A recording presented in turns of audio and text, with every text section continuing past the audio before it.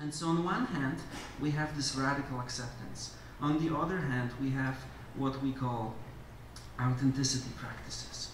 And the first authenticity practice that we do with our students, we basically do cognitive therapy with them that is rooted in 3 questions. And the first question was actually inspired by Andrew. The first question is, what breaks your heart?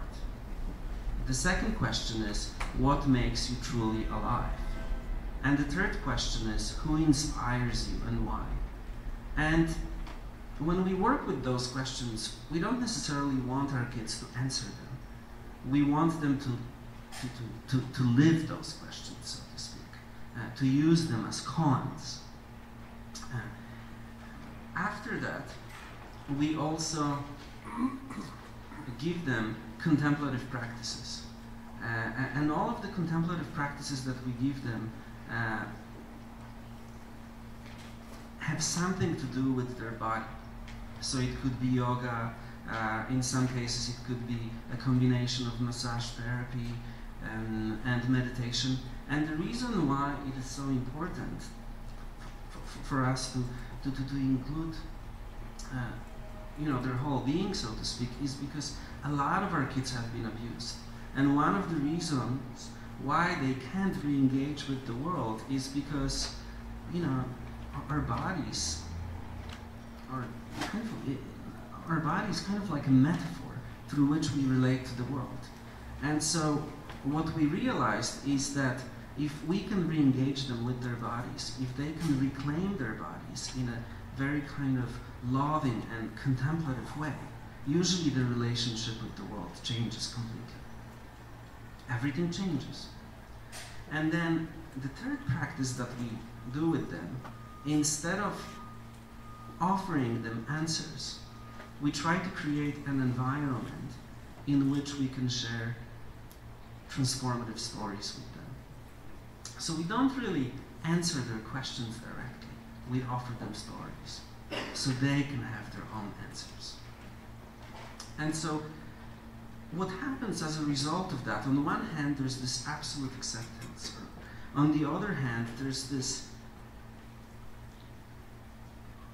process of what we called authenticity practices that awakens something very authentic in our kids. And so then our job is to facilitate a dialogue between, all of our kids come to us with a dream. Usually it's a dream that is based on, them wanting to prove something to people that abused them. So our job is to facilitate a dialogue between that original dream and that authentic self that is emerging as a result of these practices. And usually something amazing happens. All of a sudden they discover that yes, they came to us, they wanted to become a celebrity, and yes, maybe they still want to be a musician, but what usually happens is that they discover that they want to use music to work with inner city kids, so they can help people who, who are kind of in a similar situation as they were. And so then once that happens, and that's when we introduce them to a more practical aspect of our program, which is then we introduce them to corporate executives and people who can enable them to basically utilize some of the skills that the corporate sector developed. So whatever emerged out of that initial experience, they can translate that into what they want their lives to be, into reality. So I think this is my time. I didn't get into the sacred activism part, but this pretty much. So in terms of the sacred activist part, there are just a couple of steps that we discovered in our organization that in order to move from just providing services to becoming an instrument for what I call a transmission, because something is happening that we can't really describe. Something takes over, so to speak, and amazing people awaken to things, they have realizations, and they are transformed. And so there are a couple of different steps. The first one is that, as Andrew says in his book, that we start with our heartbreak, and that inspires us to action.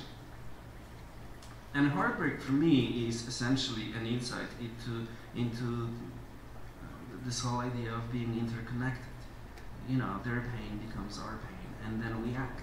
And the moment we engage in action, the next step that follows is a non-action.